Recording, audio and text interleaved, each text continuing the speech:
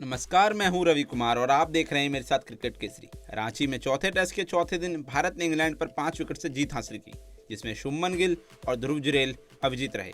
इस जीत ने भारत को श्रृंखला में 3-1 की अजय बढ़त दिलवा दी है। सीरीज का 5वां मैच अब धर्मशाला में खेला जाना है। दिन के खेल के बाद जब शुभमन गिल से उनकी रणनीति के बारे में पूछा गया तो गिल ने उस पर खुलकर जवाब दिए। उन्होंने सबसे पहले ऑफ स्पिनर से निपटने की उनकी रणनीति को बताते हुए कहा, मुझे लगता है कि जब आप इस तरह के विकेट पर खेल रहे होते हैं तो आपको खेल से दरारों को दूर रखना होता है। मेरा मतलब है, अगर गेंद दरार से टकराती है तो आप इसके बारे में कुछ ज़्यादा नहीं कर सकते, लेकिन अगर गेंद उस पर नहीं लगी तो मुझे लगता है कि यह बल्लेबाजी के लिए अच्छा विकेट था।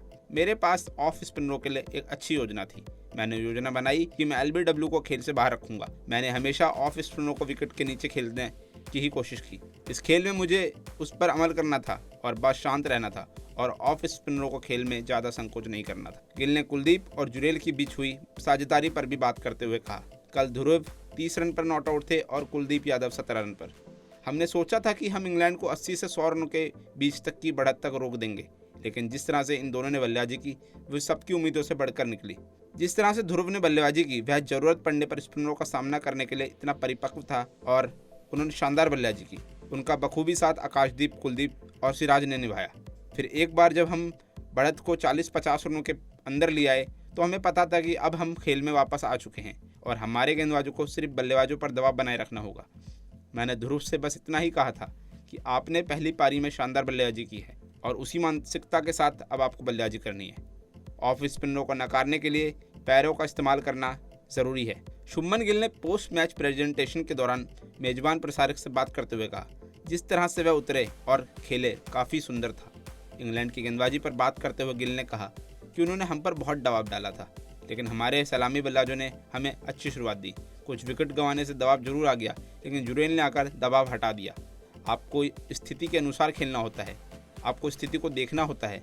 वे अच्छी गेंदबाजी कर रहे थे और सीमाओं की रक्षा कर रहे थे, साथ ही मैडन भी नहीं दे रहे थे और हर बार एक नई मुसीबत बना रहे थे। आपको बता दें कि भारत ने इंग्लैंड के खिलाफ 3-1 की बढ़त के साथ सीरीज जीत ली है। सोमवार को रांची में भारत ने चौथे टेस्ट में इंग्लैंड पर 5 विकेट से जीत हासिल करने के लिए धैर्य दिखाया और घरेलू मैदान पर लगातार 17 सीरीज जीतने का एक उल्लेखनीय रिकॉर्ड बनाया।